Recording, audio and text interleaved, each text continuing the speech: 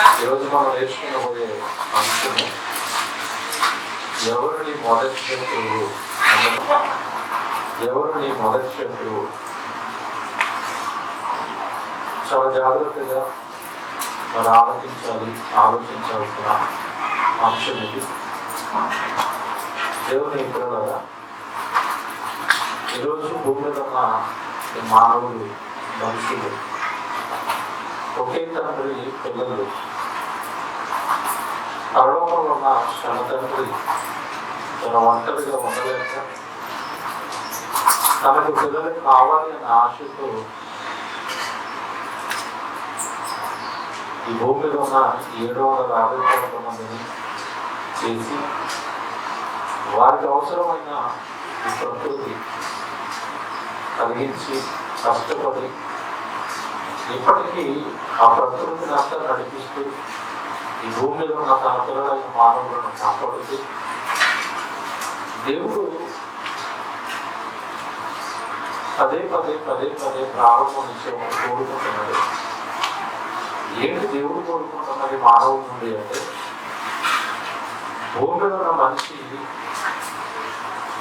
దైవ జ్ఞానంతో నిండుకొని ఉండాలి అని కోరుకున్నాడు. చాలా జాగ్రత్తగా ఈరోజు నేను చెప్పే ప్రతి మాట ఆలోచించాను. భూమి మీద ఉన్న పిల్లలంతా, ఈ మానవులంతా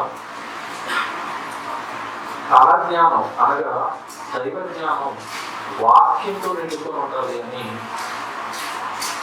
చాలా ఆశపడ్డాడు. కానీ ఈరోజు మన చుట్టూ ఉన్న ఈ సమాజాన్ని చూస్తే దైవ జ్ఞానంతో నిండుకోవాల్సిన ఈ మానవుడు మానవ జ్ఞానంతో, మానవ మట్టి మెదడులో పుట్టిన ఆలోచనలతో, ఈ మట్టి మెదడులో పుట్టిన జ్ఞానంతో నిండుకోలేదే తప్ప దైవ జ్ఞానం వైపు ఈ మానవ జాతి అడుగులు చాలా తక్కువ వేసింది. అందుకే కళ్ళ ముందు కనబడుతున్న చాలా సంగతులలో నిజమేదో గ్రహించలేని స్థితిలో ఈరోజు మానవుడు ఉంటుంది. ఒక రకంగా మీకు అర్థమయ్యేట్టుగా చెప్పాలి అంటే, దైవ జ్ఞానంతో నిండుకొని ఉండాల్సిన మనుషులు ఈరోజు సాతాను లేదా అపవాది ఈ మనుషులకు నేర్పిన జ్ఞానంతో ఈరోజు మానవుడు తన జీవితాన్ని ముగించేస్తున్నాడు ఈ భూమి మీద. నేను చెప్పే ప్రతి మాటకు అర్థం మీకు చివరిలోకి వెళ్ళేసరికి అర్థమవుతుంది. దేవుడు తన జ్ఞానంతో తన పిల్లలు ఉండాలని కోరుకున్నాడు, అనగా దైవ జ్ఞానంతో ఉండాలని కోరుకున్నాడు. కానీ ఈరోజు భూమి మీద ఉన్న ప్రతి మనిషిని సాధారణం ఈ లోక సంబంధమైన జ్ఞానంతో వచ్చింది. ఈ లోకంలో మనుషులు మేధావులుగా పిలువబడుతున్న వారు, ఈ లోకానికి గొప్పగా పిలువబడుతున్న వారు, వాళ్ళ మధ్యలో పుట్టిన ఆలోచనలనే జ్ఞానంగా ఈ సమాజానికి నేర్పించింది తప్ప దైవ జ్ఞానానికి చాలా దూరంగా ఉంటుంది. ఒకసారి మీరు యేసుక్రీస్తుల వారి కాలంలో, యేసుక్రీస్తుల వారి సువార్తను ప్రకటిస్తున్న కాలంలో ప్రభువు ఒక మాట అన్నాడు మన గురించి. దైవ సేవకుడి యొక్క అవసరత లేదా కాపరి యొక్క అవసరతను యేసుక్రీస్తుల వారు జ్ఞాపకం చేస్తున్న సందర్భాన్ని చూపించి తర్వాత నేను అంశంలోకి వెళ్తాను. ఒకసారి అందరూ మత్తయి సువార్త 9వ అధ్యాయము 36వ వచనం చాలా జాగ్రత్తగా చదువుతారు. మత్తయి సువార్త 9వ అధ్యాయము 36వ వచనం మీరు చూస్తే,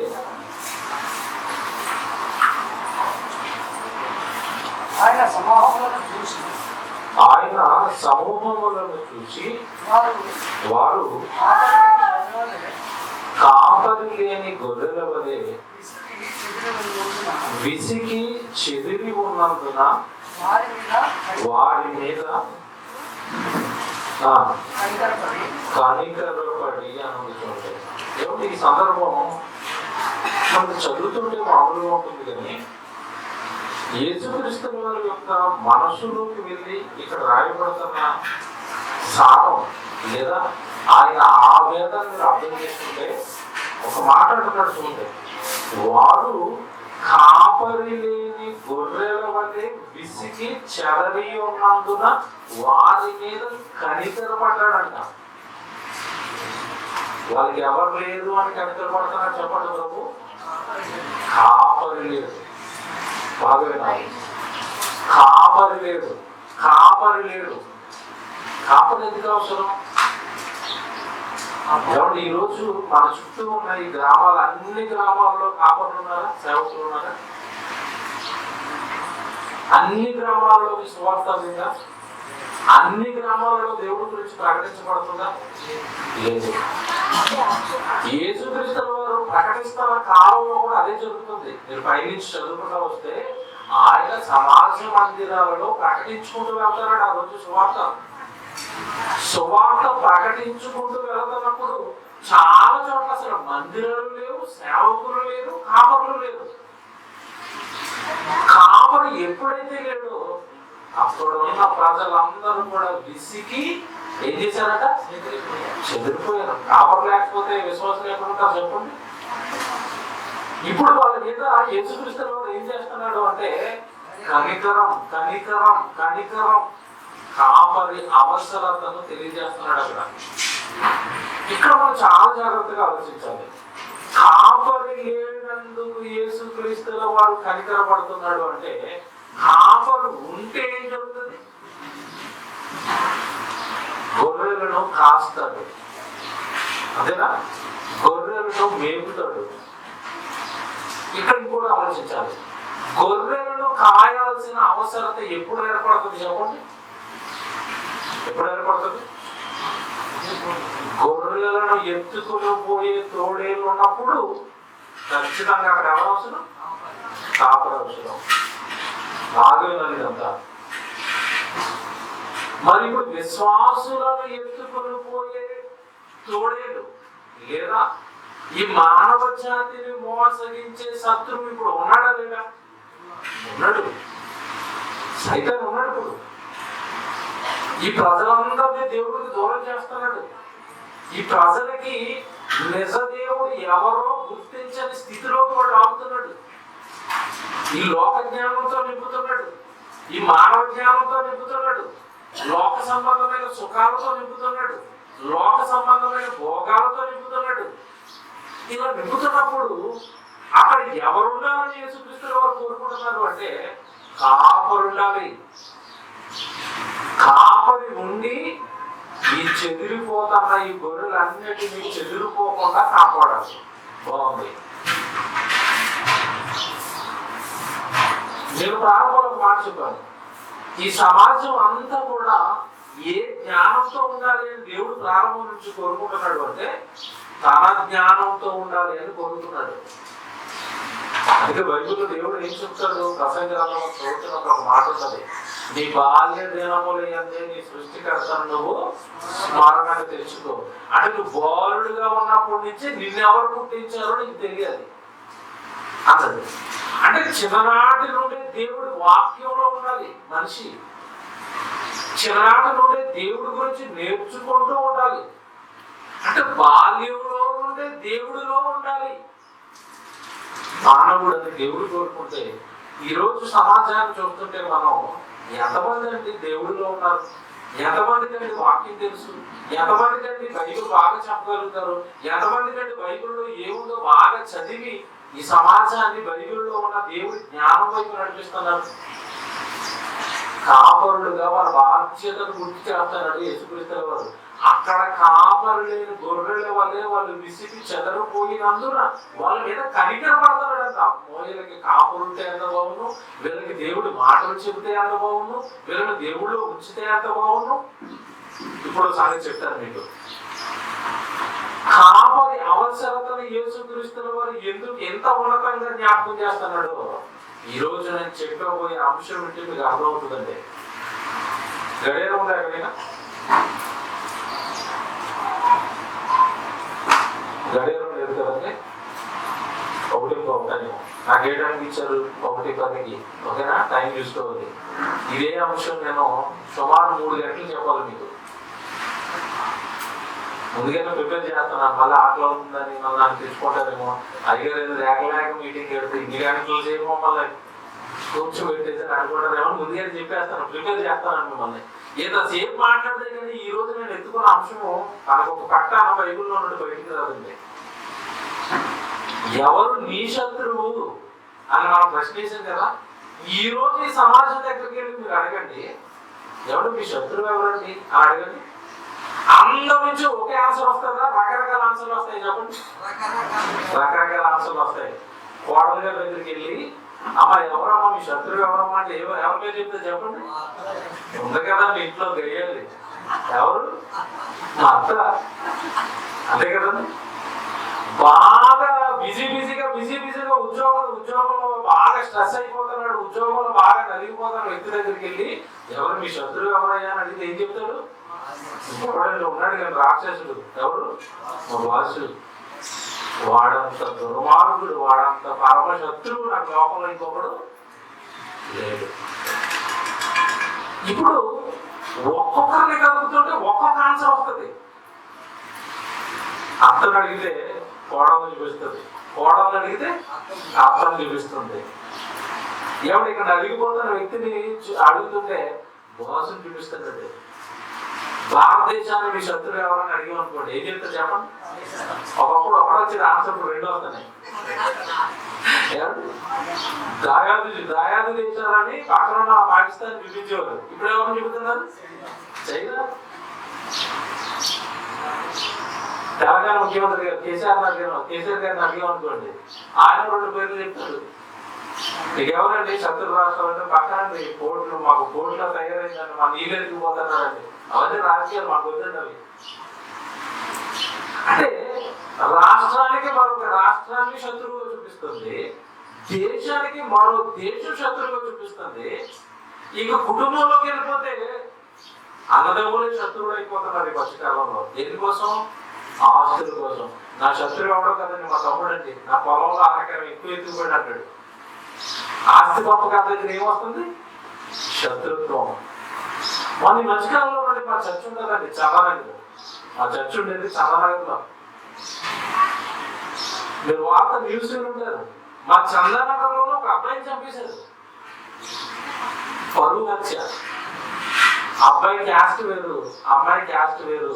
ఇద్దరు ప్రేమ వివాహం చేసుకున్నారు. తండ్రి వెంటనే 10 మందిని అరేంజ్ చేశాడు, ఆ అబ్బాయిని చంపించేశాడు. ఎందుకు చంపించేసామంటే అతడు వేరే కులానికి చెందినవాడు. ఆ కులం అంటే మాకు పడదు. అల్లుడు శత్రువు అయిపోయాడు, కూతుర్ని విధవరాలు చేశాడు.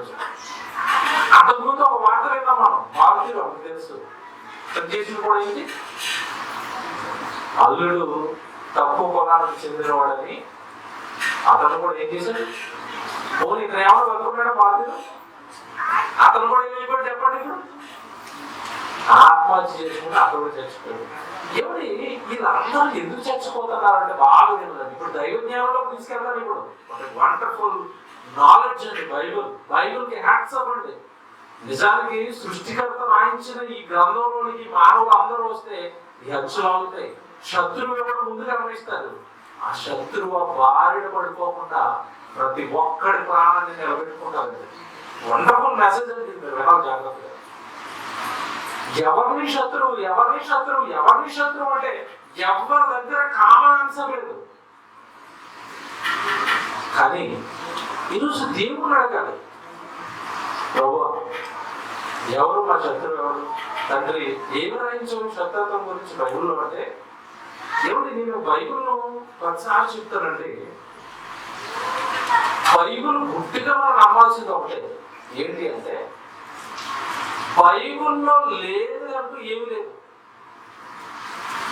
దేవా ఇది మాకు రాయించడం నువ్వు మర్చిపోయావని దేవుడిని మనిషి అడగడానికి ఏమి లేదండి. అలా రాశాడు బైబిల్, అంత గొప్పగా రాశాడు బైబిల్. కానీ మనం చదవటంలో దాన్ని గ్రహించడంలో నేర్చుకోవడంలో మనం వెనకడిపోయామా తప్ప, దేవా ఇది మాకు నువ్వు చెప్పలేదు అని దేవుడిని నరుడు అడగడానికి ఏమీ లేనంత గొప్పగా ఈ నరులను చేసిన దేవుడు ఈ గ్రంథాన్ని రాశాడు. ఆయన అడగాలి ఇప్పుడు ఎవరు మా శత్రువు ఎవరు. ఇక్కడ మీరు టైటిల్ జాగ్రత్తగా గమనించారో లేదో. టైటిల్ చెప్పండి, మళ్ళీ చెప్పండి, గట్టిగా చెప్పండి. ఎవరు ఇది టైటిల్. ఆ పదాలు మీరు గమనించారో లేదో. ఎవరు నీ మొదటి శత్రువు అంటున్నావు అక్కడ. ఎవరు నీ మొదటి శత్రువు? అత్త, మా కోడలు, ఇవన్నీ సెకండరీ. టైటిల్ అర్థమైందో లేదు మీకు ఇప్పుడు అర్థమవుతుంది. ఎవరు నీ మొదట మొదట మొదట నా ఫస్ట్ ఎనిమి, నా మొదటి శత్రువు ఎవరు? ఇది పాఠం. ఇకపోతే ఇక్కడ క్లారిటీ ఇస్తాను మీకు. క్లారిటీ ఏంటంటే, ఈ మొదటి శత్రువు గురించి శాస్త్రవేత్తలకు తెలియదు, డాక్టర్లకు తెలియదు, యాక్టర్లకు తెలియదు, మన చచ్చిపోయిన ఎస్ఎం బాలసుబ్రహ్మణ్యం గారికి తెలియదు,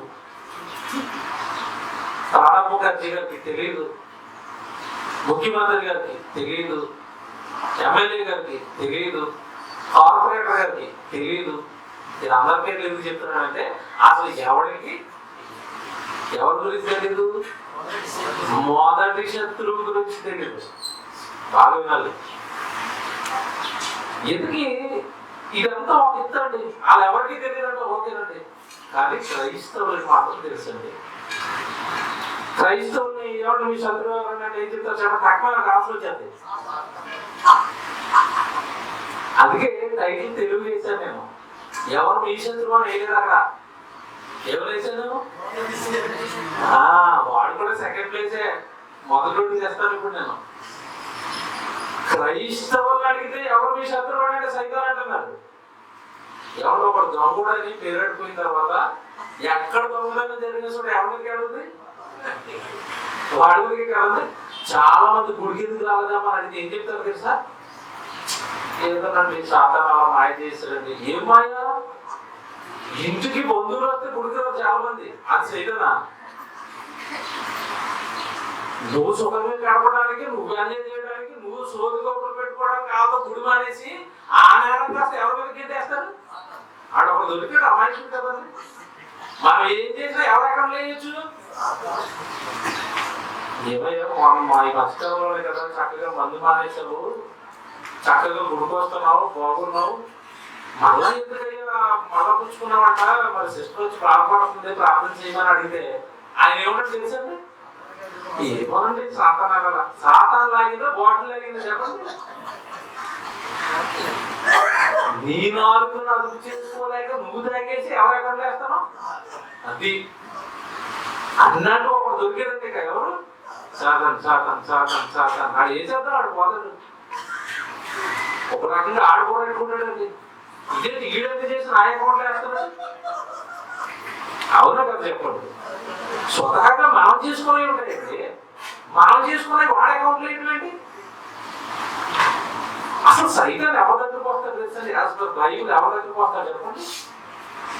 నీతిగా, యథార్థంగా, న్యాయంగా దేవుడే నా జీవితంలో బ్రతుకుతాను వాళ్ళ దగ్గరకు వస్తాడు. అవునా కదా? దేవుడి దగ్గరకు వచ్చాడు ఎందుకు? ఆ తరంలో నీవే నా ఎదురు ఎలా ఉన్నావు దేవుడు సాక్ష్యం. నీతిమంతుడు, యథార్థవంతుడు ఆయన.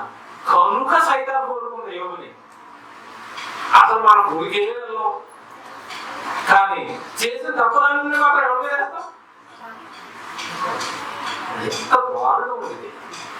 టైటిల్ మామూలు టైటిల్ కాదండి ఇది. ఈరోజు మీకు ప్రసంగం అర్థమైతే భలే చెప్పాడండి దేవుడు అనిపిస్తుందండి మీకు. ఎవరు నీ మొదటి శత్రువు అంటే ఇక్కడ దాని మధ్యలో కట్ చేస్తాను. ఇప్పుడు దీన్ని కూడా 2 ముక్కలు చేస్తాను. ఈ శత్రువు మీకు 2 ఆనందంగానే తెలుస్తుంది. అంతకంటే ముందు తెలియాల్సింది ఉంటుంది.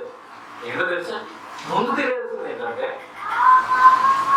ఎవరు నీ మొదటి శత్రువు అంటే అసలు నువ్వెవరో నీకు తెలియాలి ఫస్ట్. శత్రువు తర్వాత. ప్రారంభంలో నేను మాట చెప్పాను. ఈరోజు సమాజం అంతా కూడా దైవ జ్ఞానంలో ఉండాలని దేవుడు కోరుకున్నాడు. కానీ సైతాను తన జ్ఞానంతో నింపింది లోకాన్ని. నువ్వెవరు అని ఎవరినైనా లోకాన్ని అడగండి, మీరు ఏం చెప్తారు చెప్పండి? మీరు ఎవరండి అంటే ఏం చెప్తారు చెప్పండి? నేను డాక్టర్ అండి అంటారు, అవును కదా? మీరు ఎవరండి అంటే ఏం చెప్తారు చెప్పండి? డాక్టర్ అనుకోండి, నేను డాక్టర్ అండి అంటాడు. ఇంజనీర్ అనుకోండి, మీరు ఎవరండి అంటే ఇంజనీర్ అండి. మీరు ఎవరండి? నేను సేవకునండి, మాస్టర్ గారు అండి. మన ఆన్సర్ లేదు, అవును కదా? ఇక్కడ కూడా ఒక విషయం మీకు గమనిస్తున్నారు లేదు, అందరి నోట నుండి మీరు ఎవరంటే సింగిల్ ఆన్సర్ రావట్లేదు, అవునా? కొంతమంది పొరపిచ్చి ఉంటుంది, ఆ పొరపిచ్చితో వాళ్ళు ఎలా పరిచయం చేసుకుంటారంటే మీరు ఎవరైనా అంటే మేము రెడ్డిస్ అండి, బాబోయ్ మేము కాపులు అండి. సైతం ఎలా మార్చిందో చూడండి సమాజాన్ని. అంటే ఈ అందరికి ఏం తెలియదు అంటే దైవ జ్ఞానం తెలియదు. నువ్వెవరో దేవుడు నీకు చెప్పాడు, ఈ మనిషి ఎవరో దేవుడు మనిషికి చెప్పాడు, అది తెలియలేదండి. మానవ జ్ఞానంతో మానవులలో కొంచెం మేధావులుగా పిలువబడుతున్న వారు రాసిన పుస్తక జ్ఞానంతో ఈ సమాజం నిండింది తప్ప సృష్టికర్త ఈ మానవులను సృజించిన దేవుడు రాయించిన జ్ఞానంతో ఈ మానవ సమాజం వెలగలేదు. అందుకే అన్నిటికీ క్వశ్చన్సే, ఆన్సర్లు ఎవరి దగ్గర లేవు.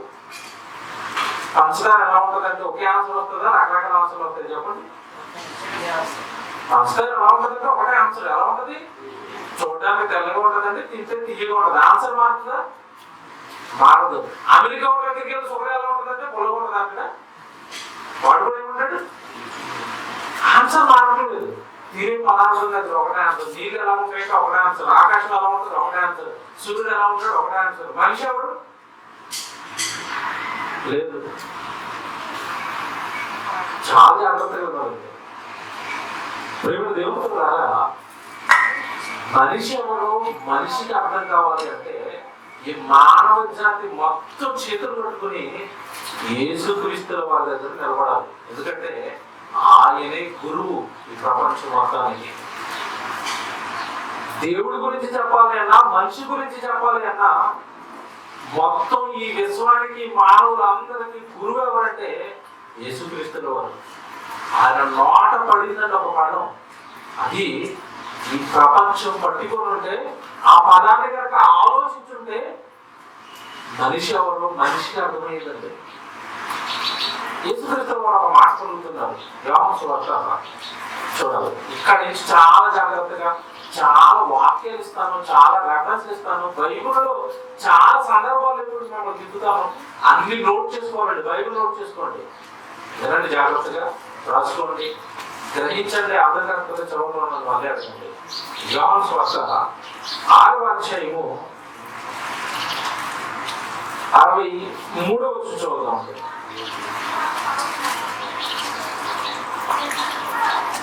ఆత్మయే జీవింపజేయుచున్నది. యోహాను సువార్త 6వ అధ్యాయము 63వ వచనం. ఆత్మయే జీవింపజేయుచున్నది. ఆత్మయే జీవింపజేయుచున్నది. శరీరము కేవలము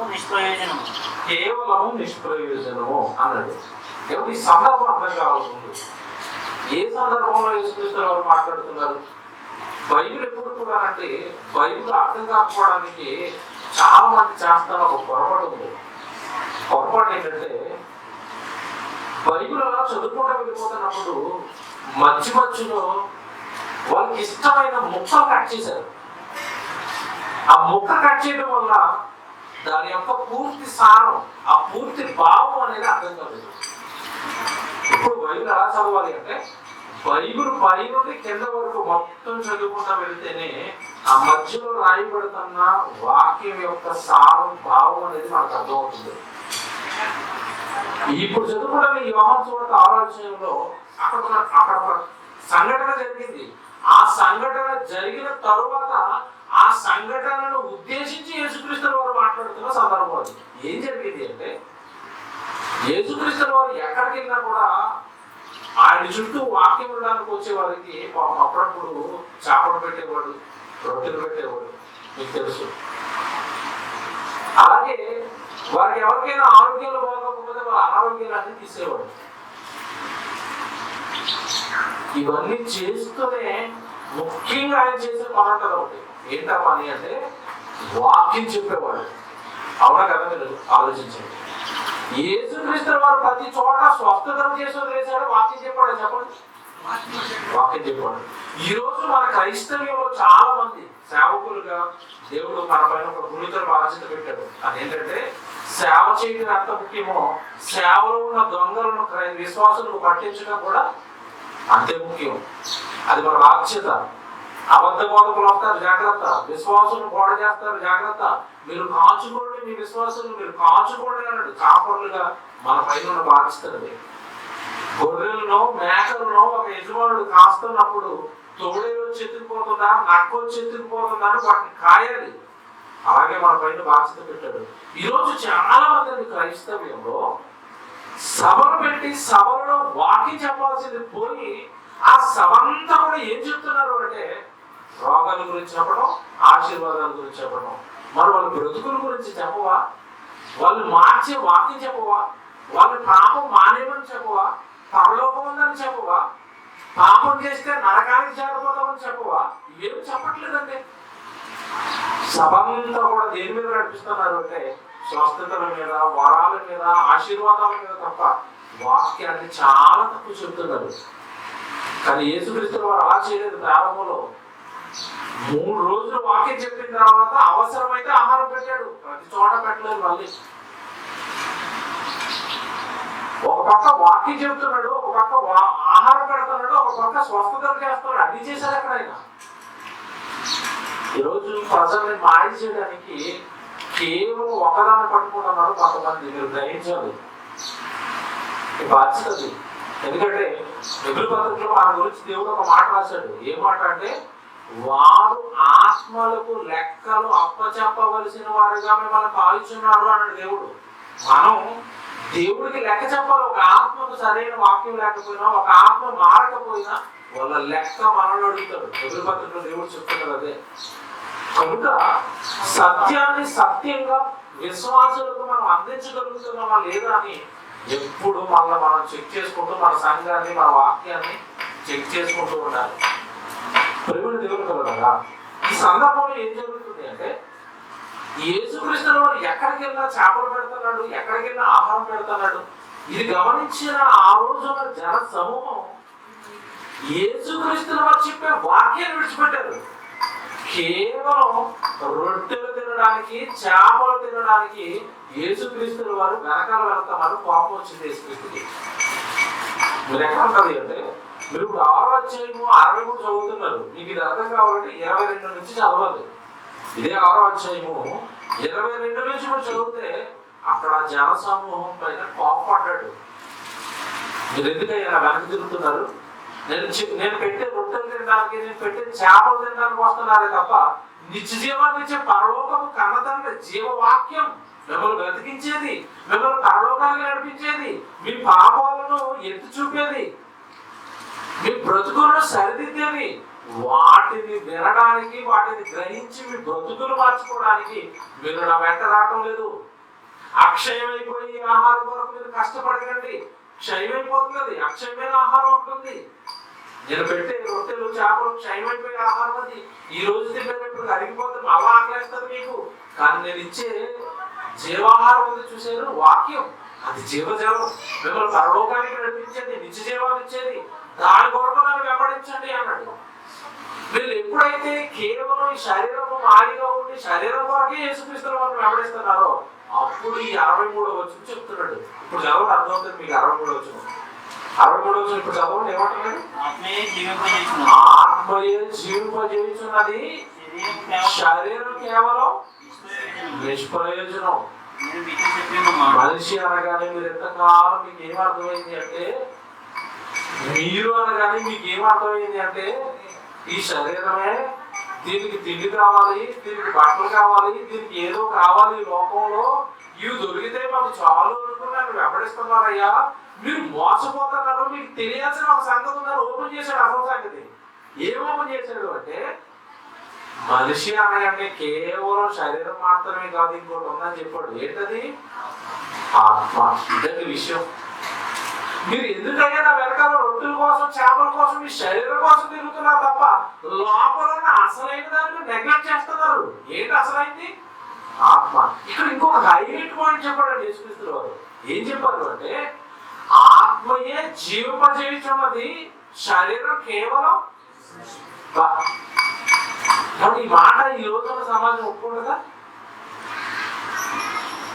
ఆత్మ ప్రయోజనకరమైనది, ఆత్మ జీవింపజేసేది, శరీరం కేవలం. ఎవరు శరీరం నిష్ప్రయోజనం రాలేదు అక్కడ. ఏమన్నా చెప్పండి. బైబిల్ ఎలా చదవాలండి, బైబిల్లో ఉన్న ప్రతి పదాన్ని పట్టుకోవాలండి. శరీరము కేవలం నిష్ప్రయోజనం. ఈ కేవలం అన్న పదం ఎప్పుడు కనపడుతుంది చెప్పండి? ఎప్పుడు కనపడుతుంది? ఈ కేవలం అన్న పదం ఎక్కడ చూసారు ఒకసారి జ్ఞాపకం చేసుకోండి. 100 రూపాయల చీర రూపాయికే ఇస్తున్నాడు అనుకోండి, బోర్డు ఏమని పెడతారు చెప్పండి? కేవలం 1 రూపాయి మాత్రమే. అంటే అర్థం ఏంటి? అర్థం ఏంటి చెప్పండి? అక్కడ డెడ్ సీప్ ఇది. ఇక్కడ దీనికంటే సీప్ ఎవడెవడు నా దగ్గరికి రండి అర్థం. అవునా కదా? ఈ పదాన్ని అక్కడ వాడతారు, కేవలం అన్న పదాన్ని అక్కడ వాడతారు. ఆ పదాన్ని పట్టుకుని యేసుక్రీస్తు వాడు దేనికి వాడాడు?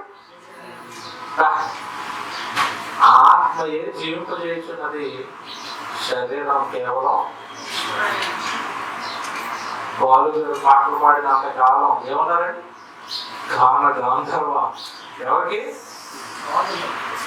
గాన గాంధర్వ ఎస్పి బాలు, పద్మభూషణ్, పద్మ విభూషణ్. ఏది ఏదని కూడా అది అమ్మో గొంతు, అమ్మో గొంతు, అమ్మో గొంతు. 40,000 పాటలు, 30,000 పాటలు. అసలు ఆయన మించిన గొంతు లేదన్నారు. ఏ గొంతు ఏదంటే ఇప్పుడు అట్లా తెలిసిపోయిందండి. యేసుప్రభు చెప్పాడా లేదండి? గురువు అండి. ప్రపంచానికి ఏకైక గురువు ఎవరో తెలుసా? యేసుప్రభు. ప్రపంచానికి గురువు సమా. ఆయన చెప్పింది పొందిపోదు, ఆయన చెప్పింది జరగలేదని అన్నానికి ఎవడు సరిపడు. మహాజ్ఞానం యేసుక్రీస్తు వారంటే. సృష్టికర్త ఏది చెప్పినా ఆయన నోట నుండి రావాలి. ఆయన చెప్పిందే సమాజంలో జరగాలి. ఆయన నోట నుండి ఒక మాట వచ్చిన తర్వాత ఇది తప్పు అనడానికి భూమి మీద ఉన్న ఏ మానవుడు సరిపడు. ఆత్మ ఉందయ్యా, అది నిన్ను జీవింపజేస్తుంది, అది నిన్ను బ్రతకనిస్తుంది. శరీరం కేవలం ఏమైపోతుంది తెలుసా? 60-70 సంవత్సరాల తర్వాత ఈ మట్టిలో కలిసిపోయి దానికోసం మీరు నా వెనక తిరుగుతున్నారు తప్ప లోపల ఉన్న అసలైన దాన్ని మీరు ఏం చేశారు? మర్చిపోయారు. పాయింట్కి వస్తాను ఇప్పుడు. పాయింట్కి వస్తున్నా. బాలసుబ్రహ్మణ్యం గారికి 2 పిల్లలు ఉన్నారండి. ఎస్పి చరణ్ కొడుకు పేరు, కూతురు పేరు పల్లవి. ఇప్పుడు చరణ్ గారి దగ్గరికి వెళ్ళి బాగా వినాలి ప్రశ్న. కొడుకున్నాడు కదండి, చరణ్ గారి దగ్గరికి వెళ్ళి ఏరండి మీ నాన్నగారు అని మనం అడిగామనుకోండి, ఆయన ఏం సమాధానం చెప్తాడో చెప్పాలి. మీ నాన్నగారు ఏమి అంటే ఆయన చెప్పే సమాధానం ఏంటి చెప్పండి? ఇదిగోనండి ఒక 20 ఎకరాల ఫామ్ హౌస్ ఉందండి మాకు, అందులో పడుకున్నారండి ఆయన అంటారా? అండు పలానా డేట్ అండి, అదేదో డేట్ ఉంది, శుక్రవారం రోజు అనుకుంటా, ఆ తారీఖున మా నాన్నగారు పరమ వధించారు. అంటే ఈ లోకాన్ని విడిచి ఎవరు వెళ్ళిపోయారు చెప్పండి? ప్రశ్న అడుగుతున్నారు. ఎవరు వెళ్ళిపోయారు? బాలసుబ్రహ్మణ్యం గారు వెళ్ళిపోయారు. ఇక్కడ పడుకున్నది ఎవరు చెప్పాలి? ఫామ్ హౌస్ లో ఎస్పి బాలసుబ్రహ్మణ్యం గారు పాటలు పాడి పాడి పాడి వదిలేసిన తొడుగు. యేసుప్రభు ఏ జ్ఞానం చెప్పాడండి? మనిషి 2 భాగాలు, ఒకటి శరీరం అయితే రెండవది ఆత్మ. ఇప్పుడు వస్తున్నాడు పాయింట్ లోకి. ఈ మనిషి 2 భాగాలు ఆత్మ శరీరం అయితే ఇప్పుడు పేరు కూడా దేనికి చెప్పండి? ఆత్మగా శరీరంగా. ఎస్పి బాలసుబ్రహ్మణ్యం గారంటే వెళ్ళిపోయిన ఆయన, ఇక్కడ పడుకున్న ఆయన. పేరు కూడా దేనికి చెప్పండి? ఇప్పుడు ఆత్మకే. నీవు అనగానే ఎవరు చెప్పండి? ఇప్పుడు ఆత్మ. ఈ కొత్త కొంది కదండి, ఎవరి దగ్గరికి వెళ్ళి ఇప్పుడు మీరు విన్నారు కదా, ఇక్కడ కూర్చున్న సంగతి మీకు నిజం అనిపించింది కదా. ప్రాక్టికల్ గా అప్లై చేయండి సమాజం దగ్గరికి వెళ్ళి. అయ్యో నువ్వు ఆత్మయ్యా, ఈ శరీరం కోసం ఎందుకని దొంగతనాలు చేస్తున్నావు, ఈ శరీరం కోసం ఎందుకని వ్యభిచారం చేస్తున్నావు, నువ్వు లోపల ఉన్నావు, చనిపోయిన తర్వాత దేవుడి ముందుకి వెళ్ళాలి, ఈ పాపాలు చేయకయ్యా, నువ్వు ఆత్మయ్యా అంటే ఒప్పుకున్నాడా? ఇప్పుడు చెప్పండి, మానవ సమాజం ఏ జ్ఞానంతో నిండింది? దయ్యపు జ్ఞానం.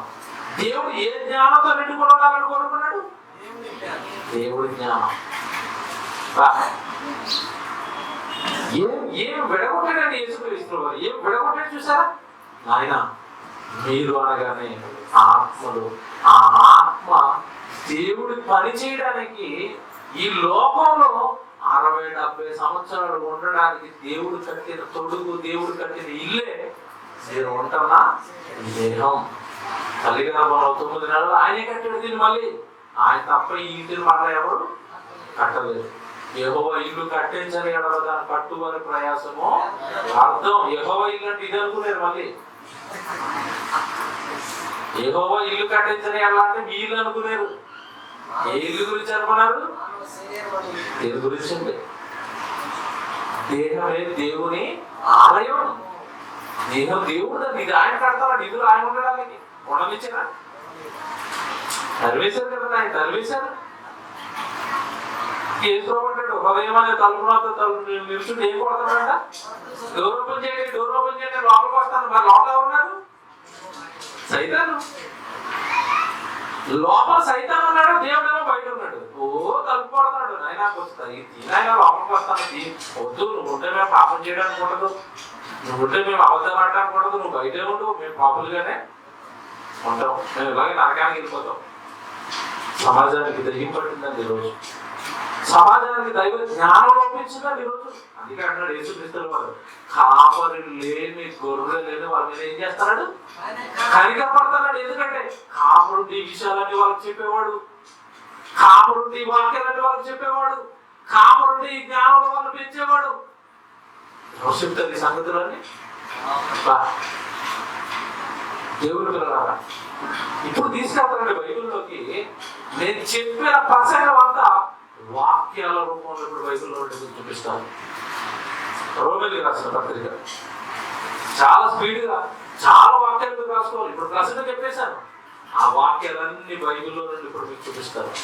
మీరు ఒకటి గమనించాలి, నేను వచ్చిన ప్రతిసారి చెప్తాను, నా నోట్లో నుండి ఏ మాట బయటకు వచ్చినా అది బైబిల్లో ఉంటేనే నేను మాట్లాడుతాను. బైబిల్లో ఉన్నదే దేవుడి సేవకుడు మాట్లాడాలి. బైబిల్ ఏది మాట్లాడిందో అదే చెప్పాలి. అది దైవ జ్ఞానం. రోమిలికి రాసిన పత్రిక 7వ అధ్యాయము 18వ వచనం.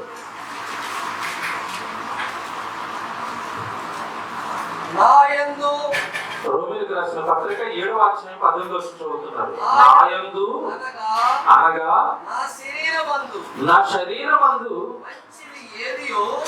మంచిది ఏదియో నివసింపదని నేను ఎరుగుదును. ఇది మామూలుగా చదివితే ఏం అర్థం కదండి వాక్యం. ఇప్పుడు కట్ చేస్తుంది దాన్ని మళ్ళీ. ఇప్పుడు ఎందుకంటే దేవుడు బైబిల్లో వాక్యం చదివి విధానం కూడా చెప్పాడు. ఎందుకంటే కట్ చేసి చెప్తాను అంటే అలాగే చదవమన్నాడు బైబిల్. సత్యవాక్యాన్ని మీరు సరిగా విభజించాలి అన్నాడు. విభజిస్తేనే అర్థమవుతుంది. కోడి తినాలి, ఎలా తింటారు చెప్పండి? కోడి ఎలా తింటారు చెప్పండి? తిరుగుతున్న కోడిని పట్టుకొచ్చి కథలో పెట్టుకుంటావా? ఏం చేయాలి? విభజన. ఎలా విభజన? వెంట్రుకలన్నీ తీసేదా? కొంతమందికి పైన వెంట్రుకలు తీసేసిన తర్వాత చర్మం తింటారు. మళ్ళీ ఏం కావాలి? Skin less. స్కిన్ వద్దు మాకు. అప్పుడు స్కిన్ ఏం చేయాలి? తీసేది. కొంతమంది మాకు పీస్ కావాలి. ఏ పీసు? Leg piece. కట్ చేయాలని అది కట్ చేసేవాడు, చికెన్ కట్ చేసేవాడు అడుగుతాడు, ఏమని సార్ లెగ్ పీస్ ఒట్టుమంటారా వేసేయమంటారా అంటాడు. కట్ చేయాలి. విభజన దేని కదా విభజన? లెగ్ పీస్ ఎవరు చిన్న పీసా పెద్ద పీసా? కోడిని కట్ చేస్తున్నప్పుడు తిరిగినోడు కట్ చేశాడు అనుకోండి, కోడి మధ్యలో చేదుగుడ్డని ఒకటి ఉంటుంది. అది ప్రొఫెషనల్కి తెలుస్తుంది. వాడు జాగ్రత్తగా దాన్ని తీసి పడేస్తాడు. ఒకవేళ పొరపాటున దాన్ని కూడా కలిపి కొడిసాడు అనుకోండి, మాంసం అంతా ఏమైపోతుంది తెలుసా? చేదుగా అయిపోతుంది. ఏం తెలియాలి? తినేటప్పుడు విభజించి తినాలి, విభజించి తినాలి, విభజించి తినాలి. అటువంటి తినాలి. ఎలాగా? అటువంటి కడుపు నూనెసుకుంటారండి. విభజన తీయాలి, పప్పు తీయాలి.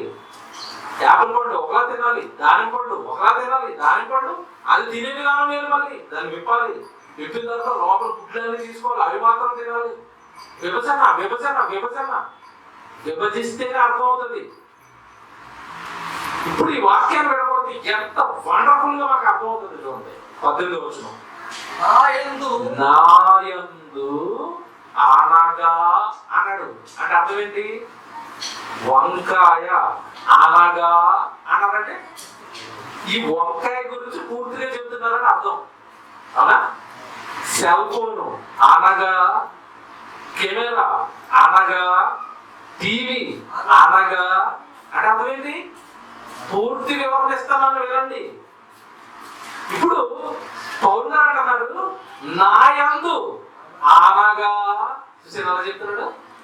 నాయందు అనగా నా శరీరమందు మంచిది ఏది లేదు. ఇక్కడ వినాలి. నా శరీరం అన్నాడా, నేను అంటున్నాడా? నా శరీరమందు మంచిది ఏది లేదు. ఇది మీకు అర్థం కావాలి. నా శరీరం అంటే నేనున్నాను, నాకు శరీరం. నా సెల్ ఫోన్ అన్నాను కూడా అర్థం చెప్పండి. నేను నా సెల్ ఫోన్. ఇప్పుడు పౌలు గారు నా శరీరమందు మంచిది అని లేదంటే నేను వేరు, నా శరీరం నేను చెప్పుడండి. మామూలు చదివితే అర్థమవుతుందండి? అవుతుంది. ఓకే, బైబుల్ ఆగి ఆగి ఆగి ఆగి ఆగి ఏం చెప్తున్నాడు? ఏం చెప్తున్నాడు? ఏం చెప్తున్నాడు? నా యందు అనగా నా శరీరమందు, నా శరీరం, నా శరీరం, నా శరీరం. మనం కూడా అంటాం అప్పుడప్పుడు, పెద్ద పట్టించుకోలేదు.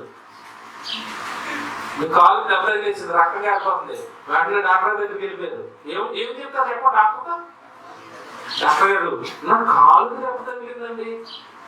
ఏంటంట? నా కాలు. ఎందుకు నువ్వెవరు? పాయింట్ పట్టుకున్నారండి ఎప్పుడైనా? నా కాలుకి దెబ్బ తగిలిందండి, నా చెయ్యికి దెబ్బ తగిలిందండి, నా గుండె బాగోలేదండి, నా కళ్ళు బాగోలేదండి, నా నోరు బాగోలేదండి, నా పళ్ళు ఊడిపోయాయండి. నువ్వెవరికి? నువ్వెవరు? యేసు చెప్పాడండి ఏమని? ఆత్మయే జీవింపజేయుచున్నది, శరీరం కేవలం నువ్వు అంటే ఆత్మవైజ్ఞానం ఇచ్చాడు. ఏం బాగుందండి బైబిల్. ఇక్కడ మీరు పట్టుకోవాలి, పౌలు గారి మాటలు మీరు పట్టుకోవాలి. నేను మంచోడినే, కానీ నా శరీరం మాత్రం చెప్పాలి. వచ్చింది ఇప్పుడు పాయింట్లోకి. నా యందు అనగా నా శరీరమందు మంచిది ఏది లేదన్నాడా? నా శరీరం చాలా సూపర్ అండి, నేను చాలా బాగా అందగాడిని అంటబడ్డా.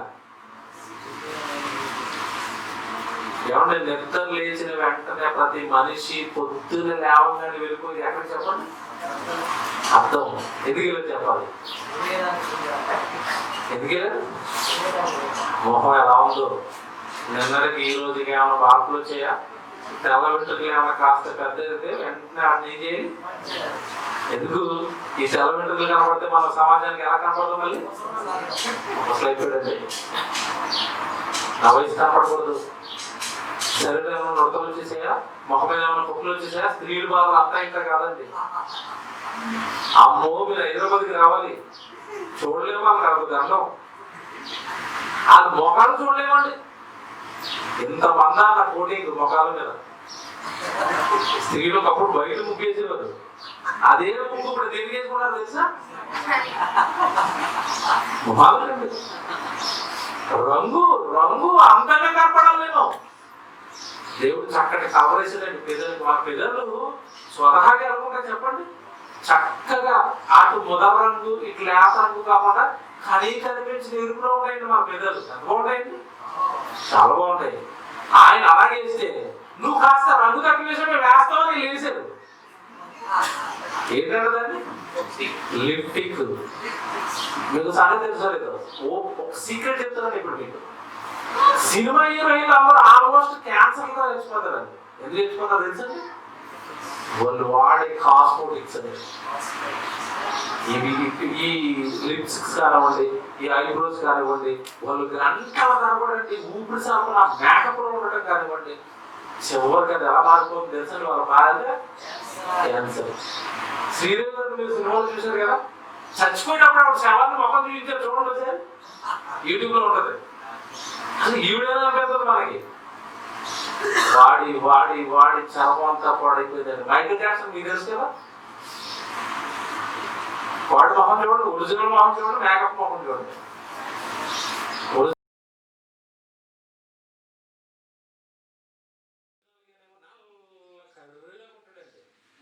ఆ డ్యాన్స్ చేసినప్పుడు మాత్రం ఎంత తెల్ల కనబడుతుంది అంటే, శరీరం మంచిది కాదు, శరీరం మంచిది కాదు, శరీరంలో మంచిది లేదు. ఇప్పుడు మీకు అర్థమవుతుంది, అది అర్థమవుతుంది. ఇప్పుడు నేను చెప్పేది మీకు అర్థమవుతుంది. నేను ఇంకా 2 గంటల సేపు ప్రసంగం ఇలాగే చేస్తాను అన్నని అనుకోండి, మీలో ఎంతమంది కూర్చోడానికి రెడీగా ఉన్నారో చెయ్యొద్దానంటే ఎంతమంది చెప్తారు చెప్పండి. ఒకవేళ లోపలుండే ఆత్మ వాక్యానికి ఆసక్తి అయ్యి ఎత్తాలనిపించిన ఒక్క మిమ్మల్ని ఎత్తనేవద్దు చెయ్య. ఏది ఎత్తనేవద్దు చెప్పండి? అది 2 గంటల ప్రసంగం అంటే మేము ఎక్కడ వింటాం? ఆల్రెడీ అక్కడ కూర స్మెల్ వస్తుంది, అవునా కదండి? కూర స్మెల్ రాగానే ఇక్కడ ఏం చేస్తుంది? ఇక్కడ లోపల ఆకలి. ఆయన ఎప్పుడు ముగిస్తాడో చెబితే మనం వెళ్ళిపోయి అర్జెంట్గా లోపల వెయ్యాలి. ఇదంతా మనల్ని నడిపిస్తున్నది, మన చేత మాట్లాడిస్తున్నది, మన చేత పనులు చేస్తున్నది. ఒక మాటలో చెప్పాలంటే ఎక్కువగా దేవుడి దగ్గర మనం గడపలేకుండా మన చేస్తున్నది ఏది చెప్పండి? ఇప్పుడు శరీరం. నేను మంచోడ్నే, పౌలు గారు అంటున్నాడు, నేను మంచోడ్నే, కానీ నా శరీరం అందు మంచిది ఏది? ఏ స్టేట్మెంట్ ఇచ్చాడండి? ఎవరు ఇవ్వలేరండి ప్రపంచంలో. ఎవరు నా బాడీ మంచిది కాదండి అంటారా? అసలు నా అందం గురించి మీకు ఏం తెలుసు అని అంటారు. నల్లగా ఉన్నా సరే, మొఖం చూడలేకపోయినా సరే, ఎవరికాలు ఏమంటారు? నా అందం గురించి ఏం తెలుసు అండి మీకు? సరే, మాయండి ఇదంతా. మనిషి తానెవరో తను గుర్తించలేని స్థితిలోకి ఈ లోక జ్ఞానం, సైతాన జ్ఞానం గెలిటింది. దేవుడు అంటున్నాడు, కొడుక నువ్వంటే ఆత్మ, నాలో నుండి విడిపోయిన బాగా నువ్వు. నేను ఎవరిని? ఆత్మని. నువ్వెవరు? ఇప్పుడు ఆత్మ. ఆ కొద్ది కాలం భూమి మీదకి వెళ్ళి నా కొరకు పనిచేస్తావని నీకు తొడుగు కట్టి ఇచ్చాను. ఆ తొడిగే నువ్వు అనుకుని దాని మాయలో నువ్వు ఏం చెప్పండి? కొంచెం రాసుకోవాలి వాక్యాలని చూపిస్తాను ఇప్పుడు. రోమపత్రిక 7:18 మళ్ళీ చదవండి. నా యందు అనగా నా శరీరమందు మంచిది ఏది నివసింపదని నేను ఎరుగుదును. తర్వాత చూడండి ఏమంటున్నాడు? మేలైనది చేయవలనని కోరిక నాకు కలుగుచున్నది, కానీ దాన్ని చేయడం నా వలన అవటం లేదు. 2 గంటలైనా మెసేజ్ చేయమని ఆత్మ చెప్తుంది, శరీరం ఏమో పుట్టుకెళ్ళమంటది. 4 గంటలైనా వాకింగ్ బాగుంది కూర్చోమంటది, కాళ్ళు మాత్రం ఏముంటాయి తెలుసా? ఇప్పటికే కదుపుతున్నారు చాలా మంది. అటు మడవను ఇటు మడవను. కొంతమంది అండి ప్రసంగాలు కూర్చునేటప్పుడే తెలుగు ఎక్కడ కూర్చుంటారంటే వాడు చూసుకుని కూర్చుంటారు. అంటే అర్థమేంటి? ఓ 10 నిమిషాలు ఎక్స్ట్రా అయినా కూడా దీన్ని దేని కానించవచ్చు, సపోర్ట్. కూర్చోనేవద్దు కదండి, నుంచోనేవద్దు కదండి, విననివ్వదు కదండి. కాబట్టి మీకు సంగతి చెప్పనా, చాలా మంది మా ప్రసంగాలు మేము ఊరుకోండి, చర్చకొచ్చే వాళ్ళు అందరితో ఏం చెప్తామంటే బైబిల్ చదవండి, బైబిల్ చదవండి, బైబిల్ చదవండి, బైబిల్ చదవండి అంటే కొంతమంది నాకు ఎదురుకు వచ్చి ఏం చెప్తారు తెలుసా? అన్న మీరు బైబిల్ చదవమంటారు, చదవడం ప్రారంభించామన్నా. అలా తీసి ఒక 4 వాక్యాలు చదవగానే మాకు ఏమొచ్చేస్తుంది తెలుసా? నేర్పురా. ఒక ₹1,00,000 కట్టించి చేతిలో నాయన లెక్కెట్టుకుని ఆయన నిజమవుతుందా? బాగా ఆలోచించండి. 1,00,000 ₹1,000 ₹1,000 చిల్లర కాయిన్తో ₹2 కాయిన్లు ఇవ్వండి, ₹1,000 నిద్రపోతాడండి 1000 అయ్యే వరకు. అసలు బైబిల్ చదువుతుంటే ఎందుకు వస్తుంది? రావట్లేదు, నీకు రప్పిస్తుంది. ఏది? మాయ. మాయండి. ఎప్పుడండి ఈ మాయ నుండి మనిషి బయటకు వస్తాడు? దేవుడు రాశాడండి, ఏం రాశాడండి వాక్యం. చూడండి, ఇంకా చూపిస్తాను చూడండి. ఇక్కడ నుంచి ఇక్కడ వరుసగా మీరు రాసుకోండి. పిలుపు పత్రిక పౌలు గారి మాటలు కొన్ని చూపించేస్తాను త్వరగా. పిలుపులకి రాసిన పత్రిక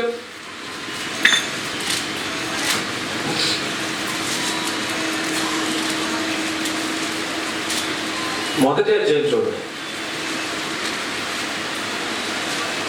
పిలుపులకి రాసిన పత్రిక 1వ అధ్యాయము 22 చూడండి. పిలుపులకి రాసిన పత్రిక 1వ అధ్యాయము 22. అయినను శరీరముతో నేను జీవించుటయే నాకున్న పనికి ఫలసాధనమైన ఎడలన్నాడు. శరీరముతో నేను జీవించుట ఏంటండి పదప్రయోగాలు? శరీరముతో నేను జీవించుట, శరీరముతో నేను జీవించుట. నేను శరీరంతో జీవిస్తున్నాను, నేను శరీరాన్ని కాదు సుమా. దేవుడు తన సేవ చేయమని, మాట్లాడమని నోరిచ్చాడు, చదవమని కళ్ళు ఇచ్చాడు, వినమని చెవులిచ్చాడు, ఆయన కొరకు నడవమని కాళ్ళు ఇచ్చాడు, ఆయన కొరకు పని చేయమని చేతులు ఇచ్చాడు. ఇది ఆయనదు, ఇది ఆయనది, ఆయన కట్టిన దేహం ఇది. నన్ను అందులో పెట్టాడు పౌలుని. నన్ను ఏం మాట్లాడుతాడంటే మగ చదవండి 22.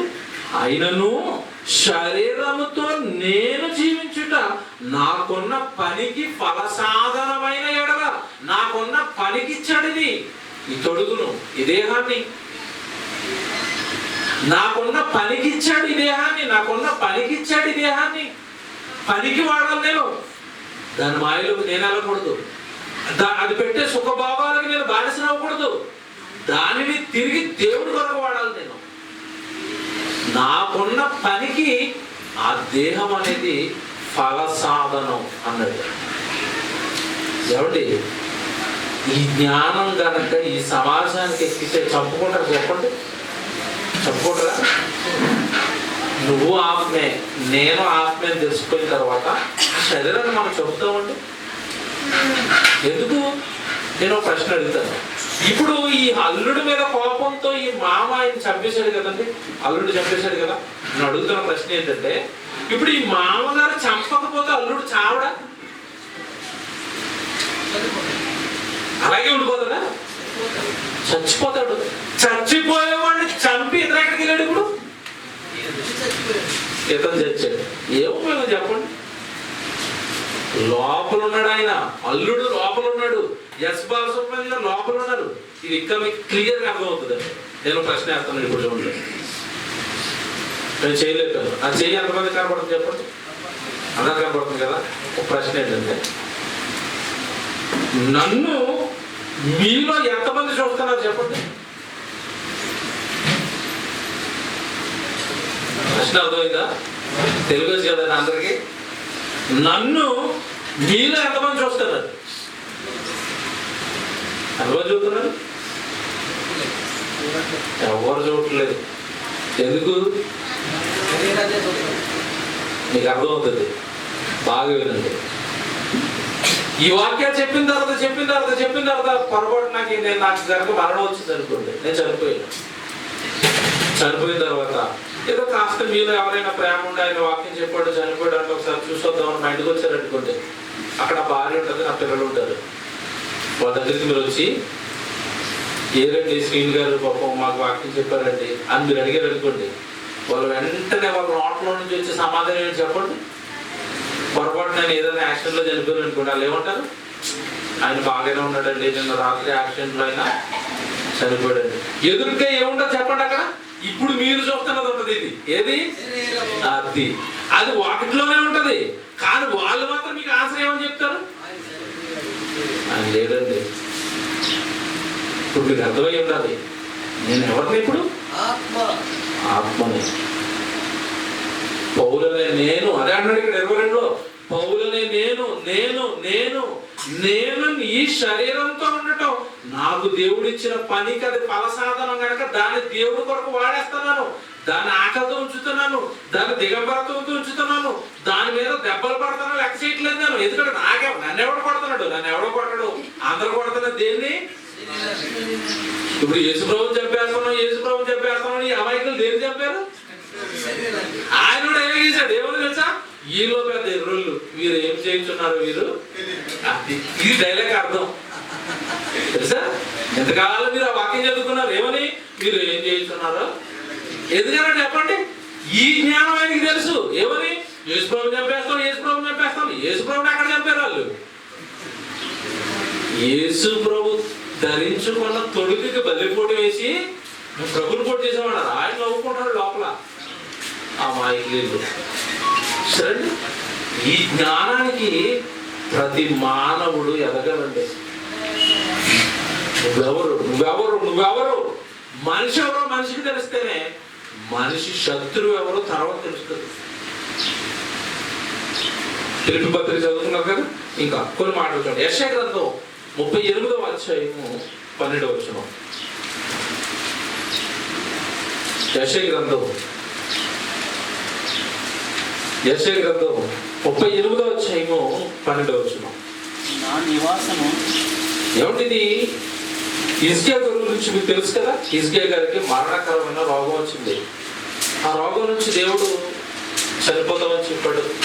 జవాబు నీ కోసం బ్రతుకుతున్నాను, యథార్థంగా నీ సేవ చేశాను, నీ పనులు చేస్తున్నాను, నాకు కాస్త ఆయుష్కాలం ఇద్దానికి, నీ పని ఇంకా నేను చేయాల్సింది ఉండిపోయిందని దేవుడిని అడిగినప్పుడు దేవుడు హిజ్కియాకి ఆయుష్కాలం ఇచ్చాడు. ఆయుష్కాలాన్ని పొందుకున్న తర్వాత, ఆయుష్కాలాన్ని తెచ్చుకున్న తర్వాత హిజ్కియా రాసిన మాట్లాడింది ఏమంటున్నాడో హిజ్కియా గారు మీరు గుర్తుండే 12వ వచనం. నా నివాసము పెరిగివేయబడెను, గొర్రెల కాపరి గుడిసె వలె అది నా యొద్ద నుండి ఎత్తుకొనబడను. పైన 11వ వచనం చూస్తే యెహోవాను సజీవ దేశంలో యెహోవాను చూడకపోదును, మృతుల లోక నివాసన ఇకను మనుషులను కానకపోవుదనని నేను అనుకుంటుని. మృతుల లోకానికి వెళ్ళిపోతాను అనుకుంటాను, ఈ మనుషుల్ని ఇంకా చూడలేను అనుకున్నాను. కానీ దేవుడు కృప చూపించి మరలా ఆయుష్కాలాన్ని ఇవ్వడం వల్ల ఇదిగో నేను ఈ గుడారంలో ఉన్నాను. ఎంతకాలం ఉన్నాడు మరలా గుడారంలో? 15 సంవత్సరాలు. ఆ తర్వాత ఖాళీ చేశాడా లేదా? అయిపోయింది. ఎవరైనా ఈ గుడారాన్ని ఏం చేయాలి తెలుసా? భూమి మీద ఖాళీ చేయాలి. దీన్ని ఒక శాస్త్రవేత్త ఆపుతాడా? ఆపలేడు. ఒక కోటీశ్వరుడు ఆపుతాడా? ఆపలేడు. పెద్ద కులస్తుడు అన్నాడు కదా, ఈ కులస్తుడు ఆపుతాడా? శాసనం అండి. బైబిల్ అనగానే మానవ జాతికి బైబిల్ శాసనం. బైబిల్ ఏది రాశాడో అది జరుగుతుంది. ఎవడో ఆపలేడు దీన్ని. కారణం సృష్టికర్త రాయించిన పుస్తకం ఇది. మానవులను కలిగించిన దేవుడు రాయించిన పుస్తకం ఇది. ఇందులో రాసిందే మానవ జాతి మధ్యలో జరుగుతుంది. ఎవరు ఆపలేదు దీన్ని. కొరింథీయులకు రాసిన మొదటి పత్రిక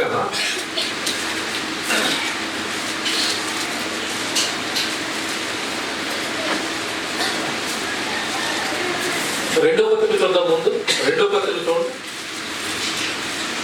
కొరింథీయులకు రాసిన 2వ పత్రిక 5వ అధ్యాయం మొదటి వచనం అండి. కొరింథీయులకు రాసిన 2వ పత్రిక 5వ అధ్యాయము మొదటి వచనం అండి. భూమి మీద మన గుడారమైన ఈ నివాసము శిథిలమైపోయినను. అబ్బా చూసారా?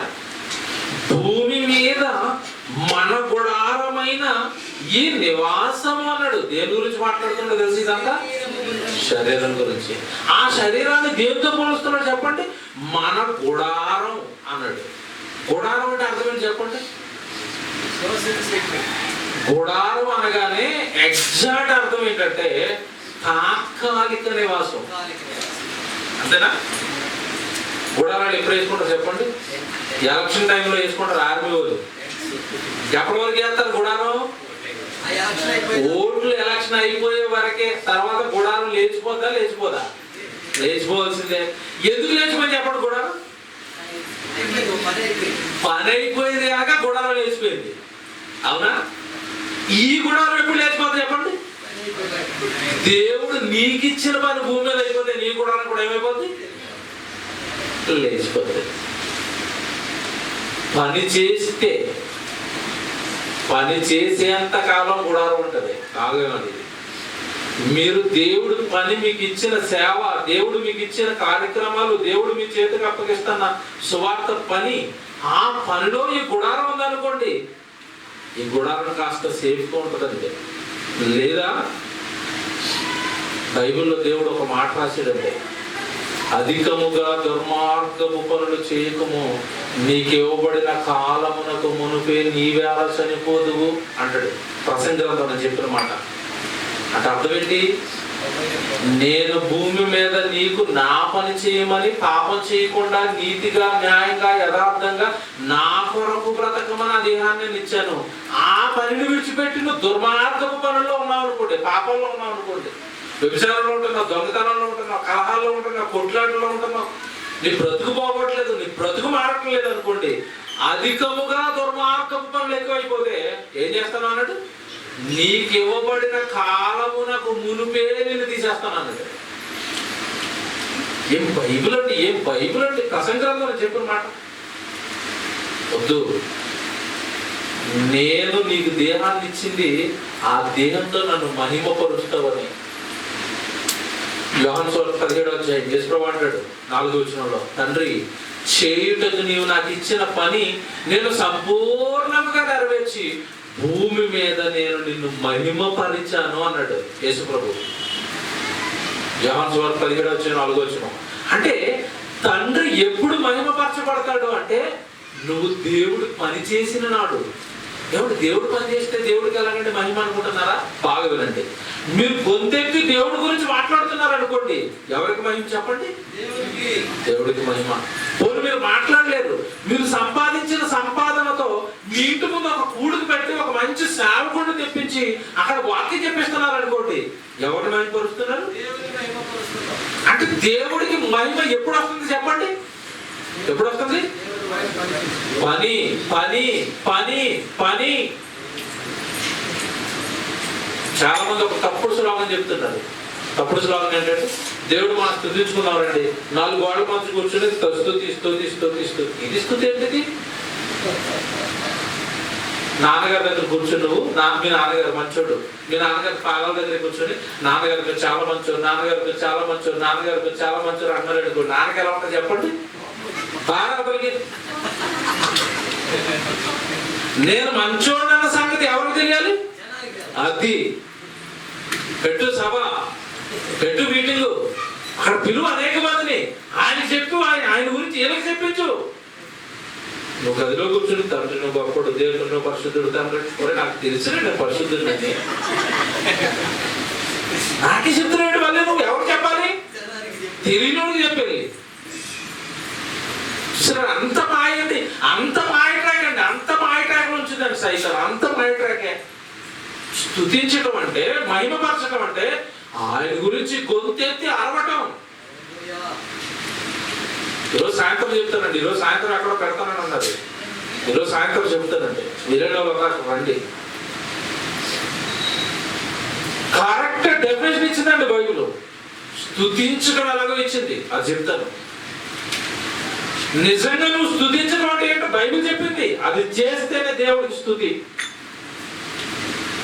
కొంతమంది మరీ బద్దకస్తులు ఉంటారు, వాళ్ళు ఏమంటారు తెలుసా?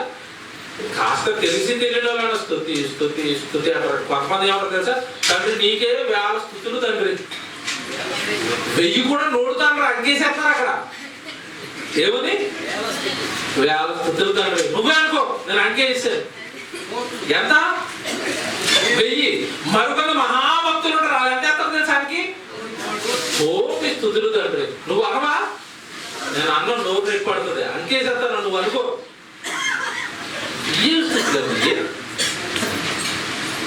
మాయండి ఇదంతా. బైబిల్ చదివితే అన్ని తెలుస్తాయండి, బైబిల్ చదివితే అన్ని తెలుస్తాయండి, బైబిల్ నేర్చుకుంటే అన్ని తెలుస్తాయండి. స్తుతించడం ఎలాగా? దేవుడు మహిమపరచడం ఎలాగా? యేసుప్రభువు అంటారా 17:4 కరెక్ట్గా చదవండి మీరు. తండ్రి, చేయుటకు నీవు నాకు ఇచ్చిన పని నేను సంపూర్ణంగా నెరవేర్చి నేను నిన్ను ఏం చేశాను? భూమి మీద నిన్ను మహిమపరిచాను. పని పని పని. తిరిగాను గ్రామ గ్రామాన, యెరూషలేం తిరిగాను, గలిలయ తిరిగాను, అన్ని చోట్ల తిరిగి నీ గురించి చెప్పి నేను మాయపరిచాను. 4 గోడల మధ్య కూర్చోలేదు తండ్రి నేను అంటున్నాడు యేసుప్రభు. చాలా మంది స్తుతి కొట్టం, ఎక్కడ స్తుతి కొట్టం? ఆ తెలుసున్న వాళ్ళ మధ్యలో అది స్తుతి ఏంటో తెలుసు కదా. దేవుని గురించి చెప్పాలండి. దేవుని చూడాల ఎంత బాగా ఇక్కడ మాట్లాడుతున్నాడు చూడండి. ఆయన ఇసుకే గారు అంటున్నాడు, నాకు ఒక గుడారం వేసావు తండ్రి నీ పని కొరకు, నీ సేవ కొరకు. ఆ సేవ అయిపోయేంత కాలం ఈ గుడారంలో నేను ఉంటానంటున్నాడు. అలాగే ఇప్పుడు మనం చదువుకుని ఏ మాట ఉంది? భూమి మీద మన గుడారమైన ఈ నివాసము శిథిలమైపోయినాను. ఎందుకంటే శిథిలం అయిపోద్దా? అయిపోతుంది. శిథిలం అయిపోతుందని సిగ్నల్ ఇస్తూ శిథిలం అయిపోద్ది. ఏది ఎలా సిగ్నల్ ఇస్తుంది చెప్పండి? సిగ్నల్ ఎలాగెత్తది? ఈ శరీరం సిగ్నల్ ఇస్తుంది తెలుసా? ఎలాగెత్తది తెలుసా? జుట్టు ఇప్పుడు అది ఎలాగ ఉంది చెప్పండి? నల్లగా ఉంది కదండి. ఓ 10-20 సంవత్సరాల తర్వాత మీరు ఎదురుకు వచ్చాను అనుకోండి, ఎలా ఉంటుంది చెప్పండి? అంటే సిగ్నల్ ఇచ్చింది నాకు. ఏముంది? అయిపోయింది నాయన నీ పని, నీ గుడారం ఇంకా పెంకులు ఊడిపోవడానికి వచ్చింది. ఏమన్నా ఉంటే ఇప్పుడే చక్కబెట్టుకో అయిపోతుంది సర్వీసు, చక్కబెట్టు. చిన్నగా స్టార్ట్ అవుతుంది నా తెలుగు కూడా. డైరెక్ట్ తెలగవు, ఇక్కడ స్టార్ట్ అవుతాయి. ముందు రంగు ఎక్కడ అవుతుంది చెప్పండి? ఇక్కడ ముందు వేసాలు తెల్లగా అవుతాయి, తర్వాత ఈ చెంపలు తెల్లగా అవుతాయి, ఆ తర్వాత నెమ్మదిగా పైకి పాకుతుంది. అంటే అర్థం ఏంటంటే నీ గుడారం ఎక్కడికి వచ్చింది? టెంకులు ఊడిపోతున్నాయి, పెచ్చులు ఊడిపోతున్నాయి, ఇంకా అయిపోయింది, నీ పని అయిపోయింది, వెళ్ళిపోతాను. చక్కబెట్టి దేవుడి కోసం ఏమన్నా చేస్తే ఏ దేవుడు అండి?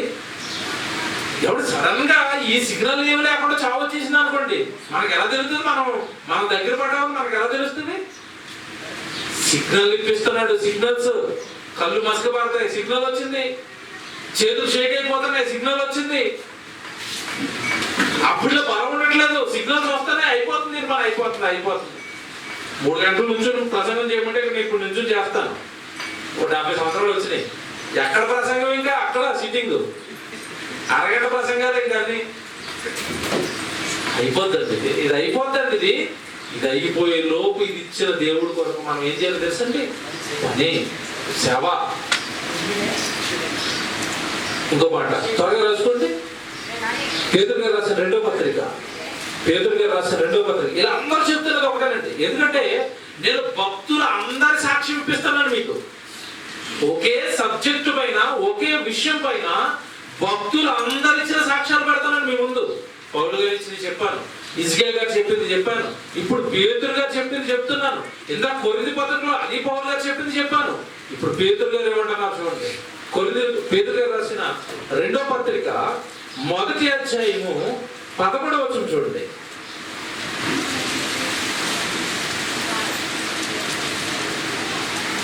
పేతురు గారు రాసిన 2వ పత్రిక 1వ అధ్యాయము 11వ వచనం అండి. మరియు మన ప్రభు అయిన యేసుక్రీస్తు నాకు సూచించిన ప్రకారము అటలేం చేసుకోండి. నా గుడారము అని ఎవరు మాట్లాడుతున్నారు ఇక్కడ? పేతురు గారు. నా గుడారం అంటే దేని గురించి మాట్లాడుతున్నారు? మళ్ళీ ఆయన చేసుకున్న గుడిసు గురించి అనుకున్నారు. శరీరం. నా గుడారం అంటున్నాడంటే ఇక్కడ కూడా ఈ కూడా వెనకబడి మాట్లాడుతున్నాడు. ఏమని? పేతురైన నేను వేరు, నాకు దేవుడు వేసిన గుడారం వేరు. నా గుడారం అది. ఈ గుడారంలో నేను ఉన్నంత కాలం ఈ గుడారాన్ని దేవుడి కొరకు వాడతాను. ఈ గుడారంలో ఉండి దేవుడి కొరకు చెప్తాను. నా గుడారమును త్వరగా విడిచిపెట్టవలసి వచ్చేనని ఎరిగి నేను ఈ గుడారములో ఉన్నంత కాలము ఈ సంగతులను జ్ఞాపకము చేసి మిమ్మల్ని రేపుట న్యాయమని. ఈ గుడారములో ఉన్నంత కాలం దేవుడి సంగతులు మీకు చెప్పి మిమ్మల్ని దేవుడి కోసం రేపుతాను. ఎందుకంటే ఈ గుడారాన్ని ఖాళీ చేసి వెళ్ళిపోతే ఇంకేముంది నాకు పని? ఇందులో ఉన్నంత కాలం నేను మీకు వాక్యం చెప్తాను. ఎందుకంటే ఈ గుడారమును త్వరగా విడిచిపెట్టవలసినని ఆయనకి ఏం చేసి ఏమైపోయిందట? ఎరిగాడు. తెలిసిపోయింది. మనకు తెలుస్తుందండి, మనకి తెలుస్తుంది. కాకపోతే ఆయన పట్టించుకున్నట్టు మనం పట్టించుకోమంతే. తెలిసి తెలియదు దొంగలా ఉండిపోయాడు మనం. ఆయన పట్టించుకున్నాడు, దగ్గర పడిందని. మనం ఏం చేయట్లేదు ఈరోజు. పోనీ నువ్వు పట్టించుకోకపోతే వచ్చేదేమైనా అవుతుందా? అవుతుందా? అసలు ఆగదు కదా. ఎస్వి బాలసుబ్రహ్మణ్యం గురించి ఆవిడ మాట్లాడుతుందండి. ఎవరు మాట్లాడుతుందో తెలిసి ఇందాక వచ్చినప్పుడు చూసానండి సెల్ ఫోన్ లో. జానకి గారు ఒక ఆవిడ ఉంటారు, తెలుసు కదండి. ఆవిడ సింగరే. ఆవిడ ఈయన్ని కొడుకని పిలిచేదంట. ఎవరిని? బాలసుబ్రహ్మణ్యం గారు. ఇప్పుడు కొడుకు వెళ్ళిపోయారు. ఎవరు ఉండిపోయింది? తల్లి ఉండిపోయింది. తల్లి ఏమైనా బాగుందంటే ఇలా కట్టుకుంది, మై కట్టుకుంది. తల్లి గారు ఉంటారా? తల్లి గారు ఎవరున్నారు చెప్పండి? మన తాతలు ఉన్నారా? మన ముత్తాతలు ఉన్నారా? మనం ఉంటామా? మన పిల్లలు ఉంటారా? ఎవరు ఉన్నారు? మరి తెలిసి కూడా ఎందుకంటే దేవుడి కోసం బతకారు? ఇది తెలిసి కూడా ఎందుకంటే పాపాలు మానేయరు? ఇది తెలిసి కూడా ఎందుకంటే దేవుడి కోసం బ్రతకలేకపోతున్నారు ఈరోజు? కారణం మాయ, సైతాను మాయ. ఏదో ఏదో ఏదో ఏదో ఏదో ఉంది, ఏదో ఉంది, నువ్వేదో చేస్తావు. మాయల్లో, మాయ ఆశల్లో ఉంచిందండి. ఏమి లేదు, ఏమి లేదు. సాతాను మాత్రం మాయ చేస్తుంది. వద్దండి. సమాజాన్ని ఈ జ్ఞానం చెప్పి చైతన్యవంతం చేయాలి మనం. వద్దురు నాయన అభిమాని. ఎంతకాలం ఉంటావు శరీరంలో? నువ్వు అనగానే ఆత్మవు. ఈ శరీరం చేసిన పాపాలకు శిక్ష దేనికి వస్తుందో తెలుసా? ఆత్మకు వస్తుంది. ఈ శరీరాన్ని దేవుడి కొరకు నువ్వు ఇవ్వనందుకు శిక్ష దేనికి వేస్తాడో తెలుసా? దేవుడు ఆత్మకి వేస్తాడు. రెండింటికి మంచి కనెక్షన్ పెట్టి ఇచ్చాడు. ఆ కనెక్షన్ నువ్వు గ్రహించలేకపోయావు. ఏంటా కనెక్షను? ఏమంటే నేను ఎందుకోనండి పాపం మానలేకపోతున్నానండి, ఇది అబద్ధం అండి. ఎందుకోనండి నేను అలాగా మరి దొంగతనం మానలేకపోతున్నానండి, అబద్ధం అండి. ఎందుకోనండి ఇలా అలాగా ముందు మానలేకపోతున్నానండి, అబద్ధం అండి. ఎందుకోనండి నేను అలాగా వ్యవసాయం మానలేకపోతున్నానండి, అబద్ధం అండి. ఎందుకు అబద్ధం అంటున్నా తెలిసి వీటన్నిటిని దేవుడు ఒక వాక్యం రాశాడు బైబిల్లో. ఏ వాక్యం రాశాడు తెలుసా? తిమోతికి రాసిన పత్రిక. మీరు చూడండి, బైబిల్ అంత బాగుంటుంది. తిమోతికి రాసిన పత్రిక 1వ అధ్యాయము, 2వ పత్రిక 1వ అధ్యాయము 7వ వచనం చదవండి. తిమోతికి రాసిన 2వ పత్రిక 1వ అధ్యాయము 7వ వచనం మీరు చూడండి. దేవుడు మనకి శక్తియు ప్రేమయు తర్వాత ఇంద్రియ నిగ్రహము గల ఆత్మనే ఇచ్చెను గాని పిరికితనము గల ఆత్మను ఏ ఆత్మ ఇచ్చాడంట? ఇంద్రియ నిగ్రహం కలిగిన ఆత్మను ఇచ్చాడంట. అంటే అర్థం చెప్పండి. ఇంద్రియాలు అనగానే అవయవాలు. ఈ అవయవాలను కంట్రోల్లో పెట్టుకుని ఆత్మనిచ్చాడంట. అవునా కదా? మీరు చెప్పండి. గంటల తరబడి సీరియల్ చూస్తున్నారండి స్త్రీలు. టీవీ కట్టేసి బైబిల్ చదవాలి అని అనుకుంటే చదవగలరా? చదవలేరా? చదవగలరు. అంటే కన్నును కంట్రోల్ చేసుకునే శక్తి నీకు ఉందా? ఉంది. వాడుకోవట్లేదు అంతే. వాడుకోకుండా అబద్ధం చెప్తున్నారు వీళ్ళు. అర్థమైందా? ఇంద్రియ నిగ్రహము గల ఆత్మనే మీకు ఇచ్చాడు. ఈ నాలుక రుచి కోసం మందుకు నువ్వు బానిసం అయిపోతే ఈ నాలుకను కంట్రోల్లో చేస్తే మందు దగ్గరికి వెళ్ళవు. వెళ్తావా? ఈ ఆలోచన కంట్రోల్ చేస్తే వ్యభిచారం దగ్గరికి వెళ్ళవు. కంట్రోల్ చేసుకునే శక్తి ఇచ్చాడా? ఇచ్చాడు. కానీ మనిషి దాన్ని ఏం చేయట్లేదు ఈరోజు? వాడుకోవటం లేదు. మనిషి చేయాలనుకుంటే ఏదైనా చేయగలడండి. లోపస్తులు చెప్తారు, నువ్వు చేయాలనుకుంటే ఏదైనా చేసేస్తావు అంటాడు. ఎలా చేసేస్తాడు? ఎలా చేస్తాడు బైబిల్ చెప్పింది. అది అన్నిటికీ మూల బైబిల్. దేవుని పిల్లలారా, కనుక పాపాన్ని కంట్రోల్ చేస్తూ ఈ శరీరాన్ని అదుపులో ఉంచుకునే ఆత్మనిచ్చాడు. ఆత్మ అనగానే నువ్వు. అంటే ఇప్పుడు శరీరం ఎవరి కంట్రోల్లో ఉండాలి? ఆత్మ అంటే నువ్వు కదా. ఇప్పుడు శరీరం ఎవరి కంట్రోల్లో ఉండాలి? మళ్ళీ అడుగుతున్నా, శరీరం ఎవరి కంట్రోల్లో ఉండాలి? నీ కంట్రోల్లో ఉండాలి. ఆత్మను తీసేయండి. ఇంకా ఆత్మ అనగానే ఎవరు? ఇప్పుడు నేనే. ఇప్పుడు శరీరం ఎవరి కంట్రోల్లో ఉండాలి? నీ కంట్రోల్లో ఉండాలి. ఇప్పుడు నేను అడుగుతున్నాను, ఎంతమంది ఉంచుతారు కంట్రోల్లో? ఎందుకంటే ప్రసంగం ఇంకొక గంట సేపు చెప్తాను నేను. వచ్చుతారా? ఫస్ట్ రోజు కదా నాకు కాస్త రేపు నుంచి ట్రై చేస్తా ఉంటారా? ఎవరు ఒకవేళ ఉంచాలనుకుంటే ఉంటుందా ఉండదా? ఖచ్చితంగా ఉంటుంది. కాకపోతే దీన్ని కంట్రోల్ చేయలేదండి మనిషి. కోపం చేసిందండి, అల్లుడిని చంపేయాలని వెళ్ళిపోతున్నాడు. కాస్త ఒక క్షణం ఆలోచించి అయ్యో వాడిని చంపేస్తే నా కూతురే కదా విధవరాలు అయిపోద్దని కోపాన్ని ఆపుకుంటే చావు ఆగుతుందా ఆగదా చెప్పండి? అవుతుంది. కంట్రోల్ చేసుకునే పవర్ ఉందా? ఇక్కడ చదవండి, 7వ వచనం కరెక్ట్గా చదవండి. మీరు 7వ వచనం మళ్ళీ చదవండి. 7వ వచనం మొదటి చదవండి. దేవుడు మనకి శక్తియు అన్నాడు చూడండి. ఆ పదవంటలు ఏం చేసుకోండి. దేవుడు మనకి శక్తి శక్తి శక్తి ఇచ్చాడు. కంట్రోల్ చేసే శక్తి ఇచ్చాడు దేవుని పిల్లరా. కనుక నేను నేను అనగానే ఎవరిప్పుడు? ఆత్మ. ఇప్పుడు మరి శరీరం ఏంటి? నేనుండడాన్ని దేవుడు కట్టిన గుడారం. దానియేలు గారు ఇచ్చిన సాక్ష్యం చూపించి ముగిస్తాను. దానియేలు గ్రంథం 7వ అధ్యాయం చూడండి.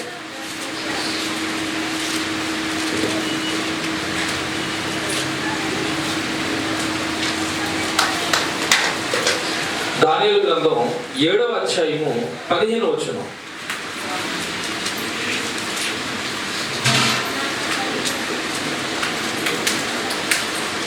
దానియేలు గ్రంథం 7వ అధ్యాయము 15వ వచనం. నాకు కలిగిన దర్శనములు కలవరపరచుచున్నందున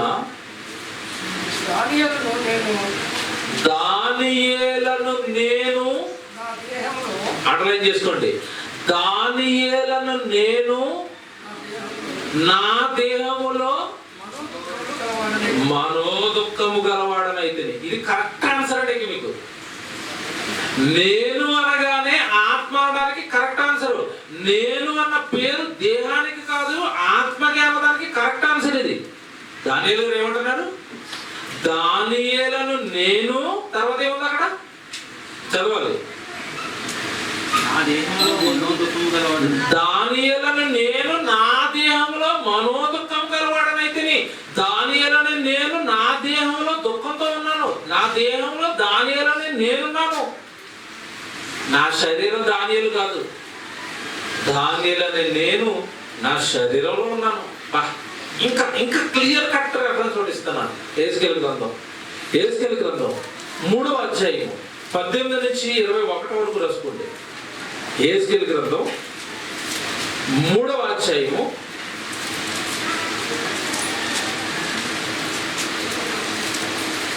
18 నుంచి 21 వరకు రాసుకోండి.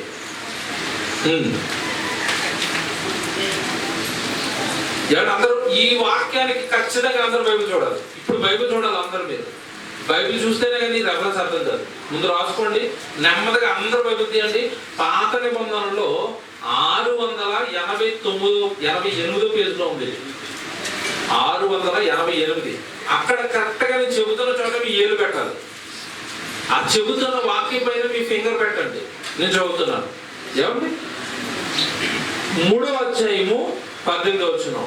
అవశ్యముగా నీవు మరణమవుదువని నేను దుర్మార్గుని గురించి ఆజ్ఞ ఇయ్యగా నీవు అతని హెచ్చరిక చేయకయు అతడు జీవించున్నట్లు ఆ దుర్మార్గతను విడిచిపెట్టవలనని వారిని హెచ్చరిక చేయకయు ఉండిన ఎడల ఆ దుర్మార్గుడు తాను చేసిన దోషమును బట్టి మరణమవును అన్నాడు.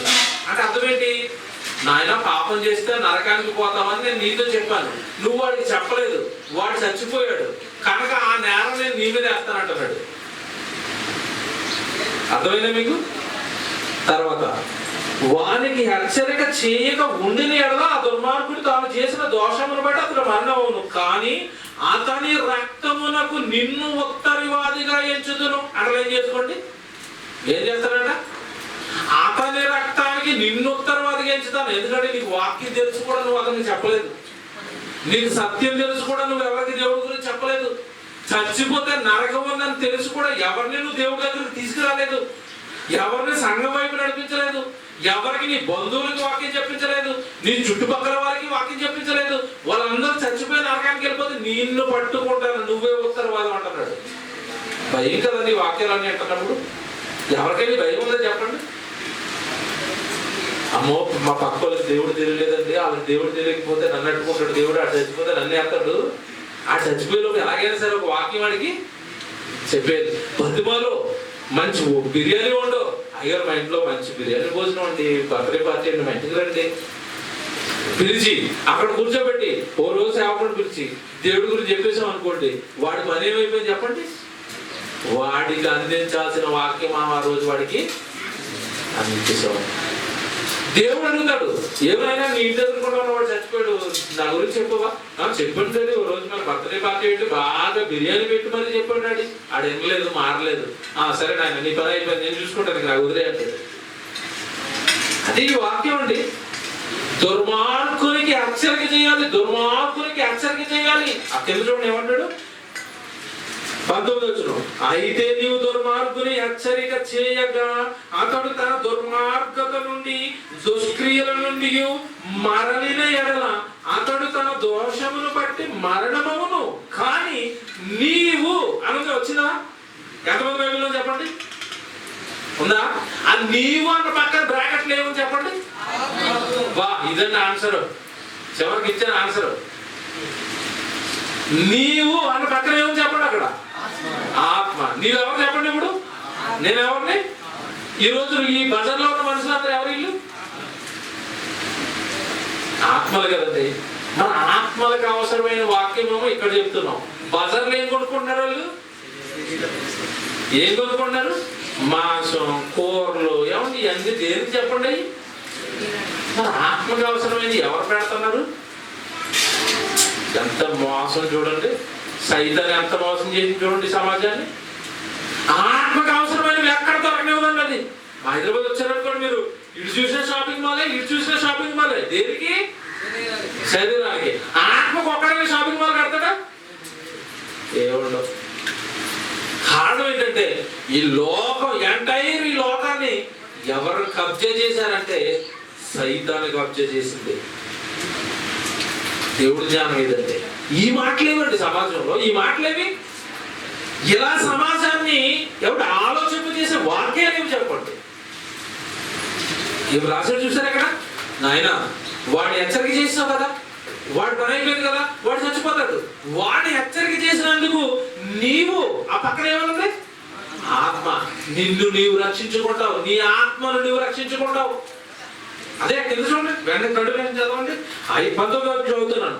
అయితే నీవు దుర్మార్గుల గురించి హెచ్చరిక చేయగా అతడు తన దుర్మార్గత నుండి దుష్క్రియల నుండి మరలిన ఎడల అతడు తన దోషమును బట్టి మరణమవును. కానీ నీవు ఆత్మను తప్పించుకొందువు. ఇప్పుడు దేన్ని తప్పించుకోవాలి చెప్పండి? మనం ఆత్మను తప్పించుకోవాలి. నీవు అనగానే ఆత్మ. ఆత్మను ఎక్కడి నుండి తప్పించుకోవాలి? ఇప్పుడు నరకం నుండి తప్పించుకోవాలి. శరీరానికి ఎలాగో మరణం అనేది ఆగదు. ఆగుతుందా? దేని నుండి తప్పించుకోవాలి? ఇప్పుడు నరకం నుండి. నరకం నుండి దేని తప్పించాలి? ఆత్మను.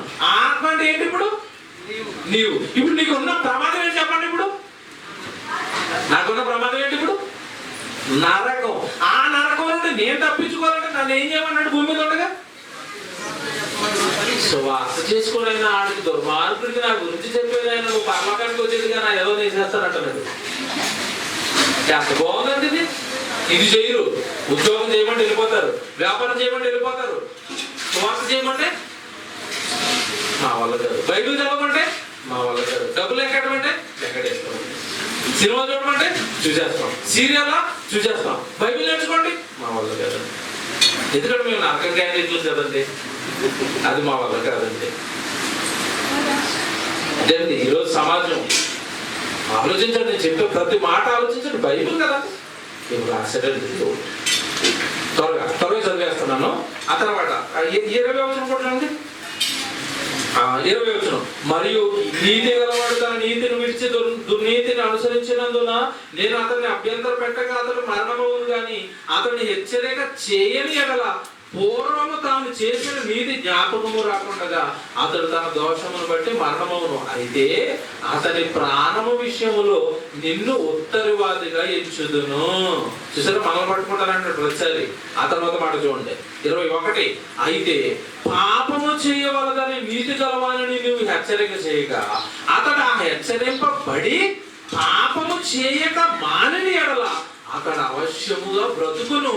నీ మట్టుకు నీవును అక్కడే మళ్ళీ అది నీ మట్టుకు నీవును ఆత్మ, నీవు అనగానే ఆత్మ నరకం నుండి తప్పించుకుంటాం. ఏం బైబిల్ అంటే కనుక ఇప్పుడు ఒక క్లియర్ మనకి టైటిల్ ఏం చెప్పండి. ఇప్పుడు రావాలి టైటిల్ దగ్గరికి. ఎవరిని మొదటి శత్రువు అంటే ఇప్పుడు గంటన్నర నేను చెప్పిన దాంట్లో ఒక ముక్క చెప్పాను. ఇప్పుడు ఏం చెప్పాను తెలుసా? నీవెవరో చెప్పాను. ఎందుకంటే శత్రువు దగ్గరికి వచ్చామా? అన్నం తిన్నాక వద్దాం, ఓకేనండి. తిన్న తర్వాత నీవెవరో నీకు తెలిసింది కనుక నీ శత్రువు ఎవరో నీకు తెలియదు. అన్నం తినేసి కానీ వెళ్ళిపోయారా? మీ శత్రువు ఎవరో నీకు. శత్రువు గురించి తెలుసుకోకపోతే ప్రమాదం ఏంటి చెప్పండి? శత్రువు మంచి చేస్తాడా చెడు చేస్తాడా? చెడు చేస్తాడా? ఆ చెడు ఏంటో నీకు తెలియకుండా అయిపోతుంది. కాబట్టి తిన్న తర్వాత అందరు ఖచ్చితంగా ఎవరి గురించి నేర్చుకోవాలి? శత్రువు గురించి. ప్రార్థన చేసుకోవాలి. ప్రేమ కలిగిన మా పరలోకపు తండ్రి, దేవా వాక్యం ఏమి రాశారు తండ్రి.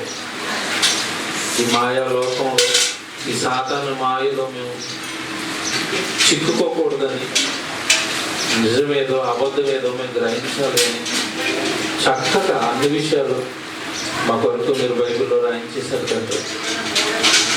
నీవు అనగానే ఆత్మవని, నీకు ఒక శత్రువు ఈ భూమి మీద ఉన్నాడు అని చక్కగా మీరు గ్రంథంలో రాయించి మా కొరకు దాచి ఉంచారు తండ్రి. ఈ చక్కటి మహాజ్ఞానం మాకు రాయించినందుకు కుదురుతండ్రి. మీరు ఈ సంగతిలో రాయకపోతే, మాకు తెలియకపోతే, మేము నేర్చుకోకపోతే, మేము పాటించకపోతే నరకానికి జారిపోతుందండి. మమ్మల్ని ప్రేమించి ఈ గ్రంథాన్ని మా చేతిలో పెట్టారు.